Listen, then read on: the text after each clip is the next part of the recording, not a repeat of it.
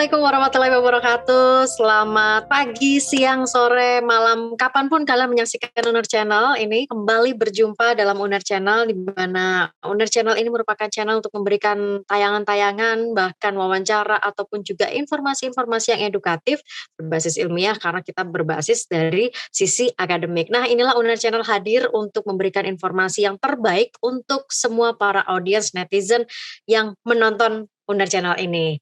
Nah, kita masih berbicara tentang bagaimana sih penanganan COVID, karena kita tahu dong sekarang masih dalam pandemi dan juga PPKM masih berlanjut. Tapi sebelumnya saya hanya ingin mengucapkan salam sehat untuk semuanya. Semoga semua dalam kondisi sehat walafiat, semoga kita semuanya masih tetap kuat, bukan hanya untuk kita sendiri tapi juga kuat untuk orang-orang terdekat kita, karena kita harus saling mensupport satu sama lain. Nah, semua para netizen audiens yang hadir, yang menonton Uner Channel kali ini, saya punya tamu spesial. Kalau kita bicara tentang bagaimana penanganan COVID, tentunya kita berbicara tentang bagaimana kreativitas dari kepala-kepala daerah. Kita tahu dong dari pemerintah pusat sudah menyerahkan kepada daerah, masing-masing daerah ini harus bisa memonitor bahkan juga menjaga daerahnya untuk bisa menangani COVID. Nah, semuanya pasti tergantung kreativitas dari kepala daerahnya. Kita coba lihat jalan-jalan ke Magetan, seperti apa kreativitas dari kepala daerah yang ada di sana, inovasinya seperti apa, budaya lokal seperti apa yang kemudian diberdayakan untuk bisa saling mensupport, saling bekerja sama, saling bergotong royong untuk menangani COVID. Sudah ada di sini Pak Suprawoto, Bupati Magetan, yang sekaligus beliau ini juga adalah Satria Erlangga, alumni S2 dari FISIP Universitas Erlangga. Pak Bupati, Pak Suprawoto, selamat pagi, siang, sore, malam. Assalamualaikum warahmatullahi wabarakatuh. Waalaikumsalam warahmatullahi wabarakatuh. Selamat pagi, Mbak Agnes. Sehat, Pak? Sehat, Pak Bupati? Alhamdulillah, tetap semangat. Alhamdulillah, Pak Bupati ini, para audiens ini tadi sempat menggunakan masker ya, karena beliau ini ada di ruangan, ingin menunjukkan bahwa tetap prokes. Kalau sudah tidak ada siapa-siapa, baru maskernya dibuka, begitu nje Pak nje? Ya. Terima kasih sudah mau bergabung. Pintunya dibuka semua. Pintunya dibuka semua, nah itu memang harus yang prokes ya, Pak Bupati. Pak Bupati, saya boleh dong langsung aja sharing ini gimana Magetan, kondisinya seperti apa, dan Pak Bupati bersama dengan masyarakat gimana menangani COVID saat ini? Oh ya, jadi Mbak Agnes perlu saya sampaikan bahwa Magetan ini di Jawa Timur adalah kabupaten yang pertama kena COVID bersama Surabaya dan Malang. Waktu itu kita klasternya klaster Bogor ya, waktu ada seminar. Ya, dari klaster Bogor. Seminar itu. Tanggal 11 Maret 2020. Jadi saya ingat betul ya. Waktu itu kita masih sukar mencari masker ya, kita belum ada panduan bagaimana menangani. Malahan mohon maaf pada waktu itu kita tahu ya, kita sebagai pimpinan daerah tahu bahwa warga kita kena COVID itu justru dari televisi, ya. Jadi sudah dimakamkan kemarin, itu. Ini berarti flashback setahun yang lalu ya, Pak Bupati? Setahun yang lalu, ya. Jadi itulah kondisinya ya, kondisinya waktu itu. Jadi waktu itu ada warga Magetan yang sudah bekerja di Pasar Klewer Solo, ya. Di sana berusaha, malah ketua asosiasi pedagang di sana itu berasal dari Magetan. Dan kemudian yang bersangkutan ini sudah menjadi warga Solo. Tetapi orang Jawa biasanya kalau meninggal itu kan kemudian pasti dimakamkan, kebanyakan dimakamkan di tanah kelahirannya, tanah asalnya. Nah, waktu itu dibawa ke Magetan, setelah sampai di Magetan diperlakukan sebagai orang yang meninggal biasa, bisa kita bayangkan mandikan lagi. Tidak ada protokol kesehatan sama sekali. Iya, tanpa ada protokol kesehatan. Ya, dan itu kita tahunya sudah kemarin, bisa kita bayangkan. Nah, waktu itu terus kemudian kita melakukan tracing, bisa kita duga bahwa banyak yang terpapar, ya, banyak yang terpapar waktu itu. Kemudian setelah terpapar, karena kita tidak punya panduan, kemudian apa yang mesti kita lakukan? Saya hanya kebetulan aja ya, kebetulan sebagai pimpinan daerah, anak saya itu seorang dokter, ya, dokter spesialis anak, ya, kemudian dia masternya kebetulan master kesehatan dari Belanda gitu ya, dari Twente University di sana. Kemudian saya diskusi sama anak saya, gimana cara menangani ini gitu. Nah, terus kemudian anak saya bilang bahwa Pak, yang namanya virus ini besok akan akrab dengan kita gitu ya, seperti flu biasa itu. Gitu. Kemudian yang kedua, sebelum ada vaksin adalah penerapan prokes. Karena apa? Karena penularannya ini adalah melalui kontak, ya gitu. Oleh sebab itu orang yang terpapar itu harusnya isolasi, ya isolasi, di rumah masing-masing gitu. Nah oleh sebab itulah kemudian, walaupun pertama kali kena COVID waktu itu di Magetan, saya mengambil kebijakan yang sakit aja dibawa ke rumah sakit, dan waktu itu RSUD Magetan belum ditunjuk sebagai rujukan untuk COVID, ya hanya Sudono di bisa tertangani berarti ya Pak. Ya, akhirnya dibawa ke Sudono. Nah kemudian si istrinya ini yang karena kena kontak erat dengan almarhum bapaknya, ya kemudian dia kena, tapi alhamdulillah kemudian sembuh. Dan yang OTG itu kita isolasi di rumah masing-masing. Jadi kami isolasi itu tidak, isolasi mandiri itu bukan yang saat ini dianukan. Saya pertama kali sejak awal sudah meyakini bahwa kalau yang OTG cukup isolasi di rumah aja, gitu. Ya, gitu. Jadi Pak Prawoto ini boleh dibilang asam garamnya, asam manisnya itu semuanya sudah diketahui lebih dulu pas waktu setahun yang lalu ya, Pak Bupati ya. Nah, kebetulan saya bisa berdiskusi dengan anak saya itu, kemudian gimana penularannya dan seterusnya. Malahan kemudian setelah berjalannya waktu, kami bekerja sama dengan Fakultas Kesehatan Masyarakat Universitas Airlangga untuk mensurvei perilaku gimana masyarakat Magetan menghadapi COVID. Itu ya. Jadi kami tetap melakukan pendekatan secara ilmiah, ya, di dalam membuat kebijakan-kebijakan, tidak common sense atau apa gitu ya. Jadi kami bekerja sama dengan FKM Universitas Airlangga, kemudian untuk melakukan survei, kita bisa membuat kebijakan-kebijakan yang sesuai dengan kaidah ilmu pengetahuan. Karena tapi ngapunten Pak Bupati. Ya, ngapunten. Artinya begini, kita ini kan udah setahun ya Pak Bupati ya, bahkan boleh dibilang masuk tahun kedua. Kira-kira menurut Pak Bupati, adakah sebenarnya bedanya tahun lalu waktu Pak Bupati kedapatan pertama kali dan kemudian dengan tahun yang sekarang yang tiba-tiba ini lonjakannya itu begitu tinggi dan penyebarannya begitu luas? Penanganannya bedakah atau mungkin Pak Bupati punya terobosan baru lagi dengan hasil diskusi dengan beberapa pakar begitu Pak Bupati? Ya, jadi begini, saya harus akui bahwa varian baru ini penularannya sangat luar biasa, kecepatannya 2 kali lipat boleh dikatakan gitu ya.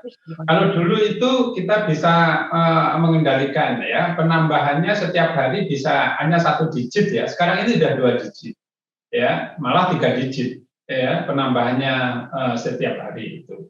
Ini menunjukkan bahwa varian baru ini sangat luar biasa. Yang kedua juga angka kematian pada waktu varian yang pertama ya itu masih rendah ya, masih sangat rendah. Ya. Jadi sekarang tiba-tiba melonjak tinggi. Ya, malahan di Magetan ini juga ada yang meninggal usia di bawah 30 ya, walaupun dia punya komorbid.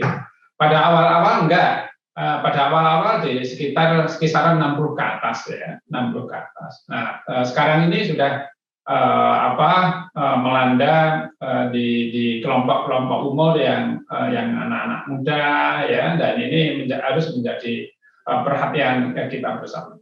Nah, oleh sebab itu kemudian karena kita dasarnya adalah dalam mengambil kebijakan ini tidak common sense ya. Nah, oleh sebab itu kita kerjasama, saya berdiskusi dengan ahli, diantaranya saya tadi yang seperti saya sebutkan. Akhirnya pada waktu pertama kali kena COVID itu saya melakukan PPKM mikro kalau istilahnya sekarang. Jadi dulu saya sudah menerapkan kalau orang lain lockdown, PSBB, saya tidak pernah. Ya, Magetan Berarti saya dulu tidak pernah begitu ya? Nggak pernah saya nggak pernah punya pikiran. Okay.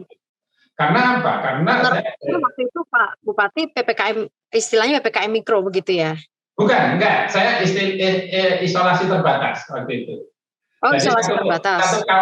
Satu kawasan. Jadi RT gitu, paling seradius sekitar 100 meter. Saya tutup, kemudian saya penuhi kebutuhannya. Ya, kita lockdown tapi kecil. Oleh sebab itu kemudian pada waktu itu dapat apresiasi dari Ibu Gubernur bahwa Magetan itu melakukan model ya penanganan untuk menekan itu dengan model isolasi ala Magetan katanya Ibu Gubernur Bu Kofifa waktu itu ya. Jadi kami waktu itu tidak melakukan lockdown enggak. Karena saya punya keyakinan begini, Mbak Agnes, bahwa oke, kita menangi COVID, tapi kita harus memikirkan ekonomi rakyat, gitu ya. Jangan sampai COVID ini kemudian ekonomi itu terpuruknya terlalu dalam. Kalau ekonomi terpuruknya terlalu dalam, itu nanti rakyat yang menderita. Ya, itu ini menarik nih Pak Bupati, ngapun karena kan sekarang ini kan kalau saya mengambil apa yang sudah dilakukan Pak Bupati ini kan memikirkan ekonomi, memikirkan kesehatan juga. Sementara kita tahu sekarang kan instruksi pusat ini kan seolah-olah PPKM itu darurat dan ya perekonomian warga ini seolah-olah buntu begitu kan. Kira-kira kalau menurut Pak Bupati sebenarnya ini solusi yang tepat gimana? Apa yang diterapkan di Magetan? Apakah Pak Bupati juga tetap memberlakukan PPKM darurat seperti instruksi di pusat yang artinya berarti nggak boleh jualan, terus tidak bisa bergerak leluasa untuk mendongkrak perekonomian? Gimana di Magetan, Pak Bupati? Ya, jadi begini, kita ada untungnya sih Magetan itu PDRB-nya paling besar ditopang oleh pertanian. Jadi kalau kita lihat pertanian itu sebetulnya kan tidak terlalu terpuruknya tidak terlalu dalam, Mbak. Beda kalau kota-kota besar yang bergantung pada faktor jasa ya seperti Surabaya dan seterusnya ya. Di Magetan ini justru pertanian. Nah, tetapi kami tetap melakukan PPKM darurat ya, tetap melakukan PPKM darurat. Dan PPKM darurat itu sebetulnya kita kan tidak melarang orang untuk aktivitas ekonomi. Hanya waktunya aja dibatasi ya. Kalau biasanya sampai jam pajak, sekarang sampai 2 jam. Kemudian seperti di Magetan ini itu sebagai lumbung ternak ya, petani ternak banyak di Magetan. Nah, oleh sebab itu di Magetan ini setiap hari itu di kecamatan-kecamatan bergantian itu pasaran istilahnya, itu ada pasar hewan. Ya. Pasar hewan itu menimbulkan kerumunan, tetapi saya kemudian evaluasi pasar hewan yang terlalu banyak menimbulkan kerumunan karena yang jualan di luar hewan itu justru lebih banyak, itu yang kita tutup ya, seperti pasar hewan di Maspati, Kecamatan Maspati, Takeran, Kawedanan, 3 kecamatan ini karena istilahnya membludak ya, di pinggir jalan itu banyak orang jualan baju, jualan ini, jualan itu, bukan hewannya. Nah, ini yang kita tutup. Tetapi pasar hewan yang luberannya itu tidak terlalu banyak, memang khusus untuk pasar hewan seperti Klaosan ya, kemudian itu Parang, tetap kita buka. Itulah keseimbangan ini perlu ya, membuat kebijakan-kebijakan yang tidak kemudian mensamaratakan gitu ya. Kita lihat aja. Nah, kalau yang ditutup tadi itu di ini nggak Pak Bupati? Maksudnya ditutup berarti kan mereka nggak bisa jualan yang di luar pasar hewan begitu ya? Apakah mereka dicarikan solusi atau mungkin dapat bantuankah dari Magetan atau gimana, Pak Bupati? Oh ya, jadi begini Mbak, masyarakat kita ini itu mendapat bantuan dari pemerintah bermacam-macam. Ada PKH, ada BLT, ya. justru kemudian masyarakat yang terdampak itu dari pemerintah kan juga dapat, dapat. Ada sektor pariwisata, kemudian ada sektor ini, ya. Nanti tahun ini mudah-mudahan kita juga akan mendapatkan karena kita masih menghitung, ya. Gitu.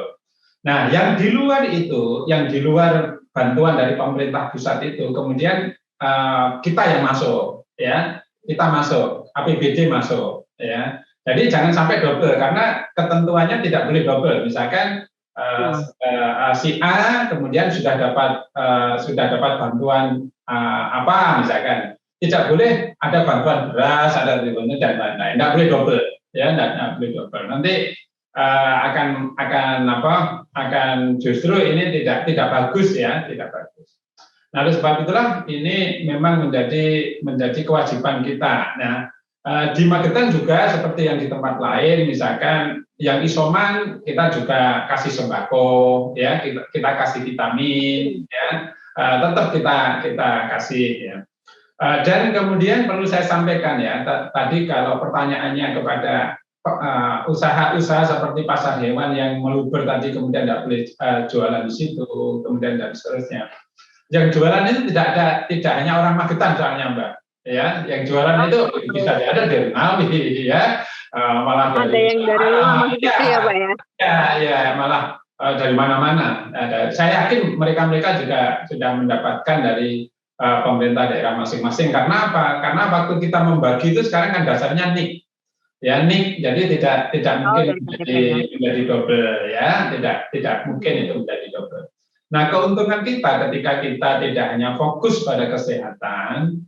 Nah, Magetan ini kontraksi ekonominya tahun 2020 itu termasuk yang paling rendah. Artinya bahwa dibandingkan kabupaten lain, kota lain, Magetan itu 5 kabupaten di Jawa Timur yang kontraksi ekonominya hanya -1, yang lain bisa 7, -6, -5, tapi alhamdulillah kita tahun 2020 kontraksi ekonominya kita ini menurut BPS kita -1. Ada 5 kabupaten di Jawa Timur termasuk Magetan yang kontraksinya tidak terlalu dalam.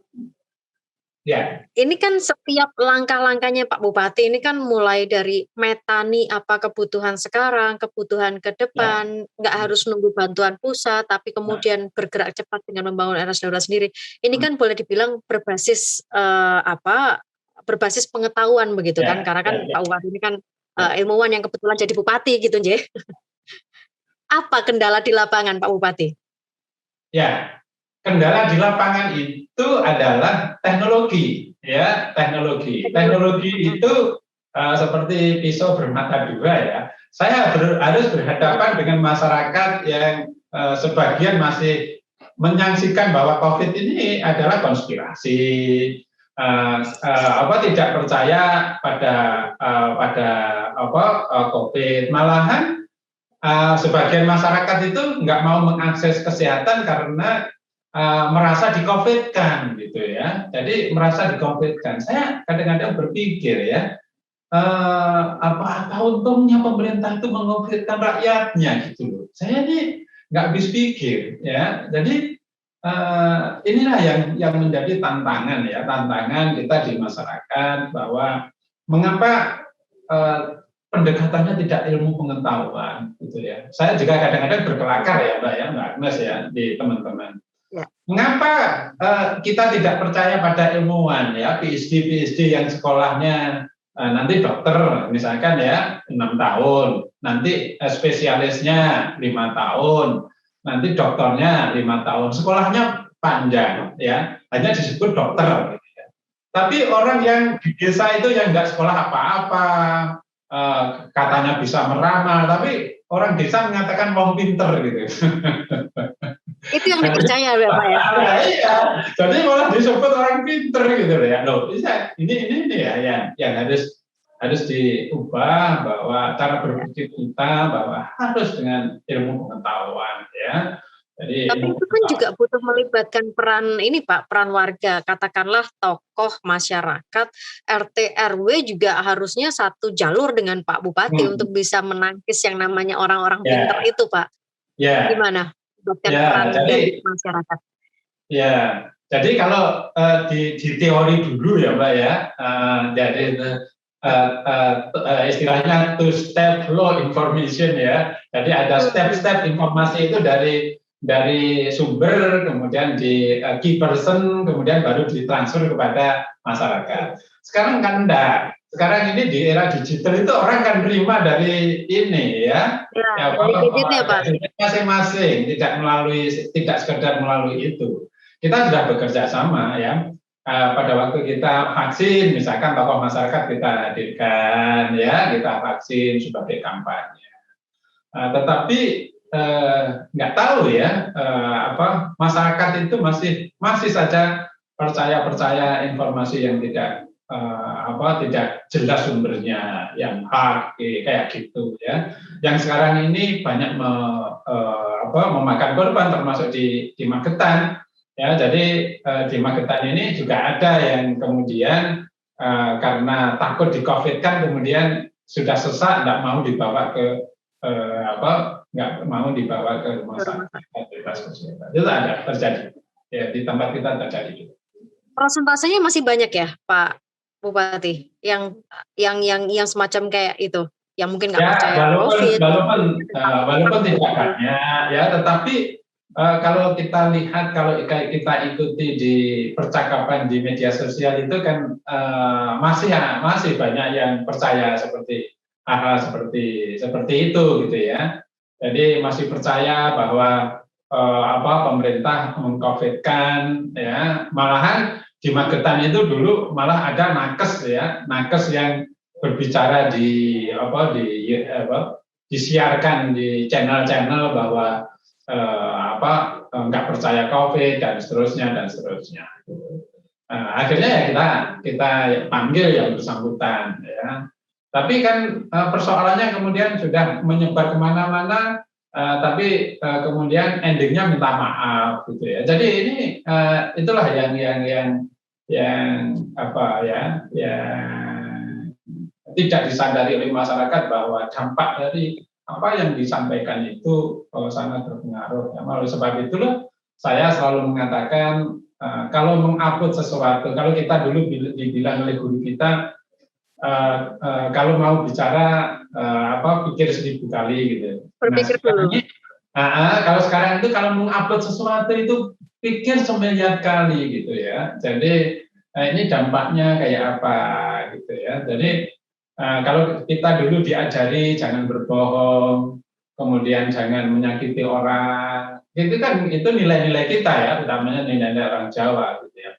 Tapi sekarang malah orang memproduksi kebohongan, memproduksi ini. Jadi kan ini etika ini kan kemudian menjadi luntur ya, seolah-olah kita tidak merasa bersalah. Ya. Pak Bupati, ini kan beberapa anggaran di refocusing begitu ya. Tadi saya sempat belum menanyakan. Berarti infrastruktur belum ada perkembangan atau apapun itu, begitu Pak. Ini benar-benar fokus di kesehatan dan juga penyelamatan ekonomi. Infrastruktur pending dulu, Pak Bupati, atau mungkin tetap ada alokasinya sendiri atau gimana? Tetap ya. Infrastruktur saya tetap alokasikan walaupun tidak sebesar seperti dulu ya. Memang begini Mbak, saya kalau berkelakar ya, periode bupati saya itu kurang beruntung ya. Saya kan periode tahun 2018-2023. 2018 ketika saya dilantik tanggal 24 September itu APBD-nya sudah disahkan oleh pemerintahan terdahulu ya. Otomatis kalau 2019 saya tinggal jalankan aja kan gitu ya. 2018 2019 saya tinggal jalankan. Nah saya menyusun tahun 2020 waktu itu dengan optimisme, kemudian janji-janji kampanye saya, kemudian saya ketemunya COVID Pak. Kemudian ada COVID ya, gitu harus refocusing. Makanya saya katakan bupati periode kita ini kurang beruntung di dalam. Tetapi bukan berarti kemudian kita berlindung di pandemi ini, tidak boleh. Ya karena apa? Karena semua bupati mengalami hal sama. Semua negara mengalami hal yang sama. Oleh sebab itu kalau bahasa Jawanya harus ambek paromo arto. Mana yang lebih dahulukan? Kalau kita mendahulukan kesehatan, nah kemudian infrastrukturnya kita kurangi. Infrastruktur yang betul-betul untuk menggerakkan ekonomi nantinya, misalkan jembatan, misalkan jalan, pembuatan embung itu menjadi prioritas saya. Ya.